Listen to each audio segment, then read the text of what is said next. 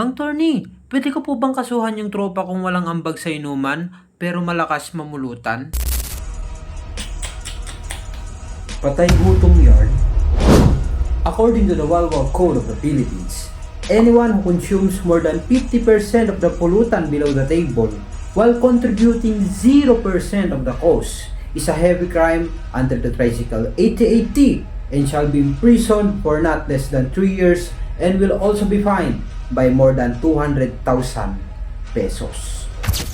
Pakatandaan, ng pagiging malakas pamulutan ng walang ambag sa inuman ay isang krimen o tort at maaaring magdulot ito ng karumal-dumal na hindi pagkakaunawaan at pagkasira ng inyong pagkakaibigan.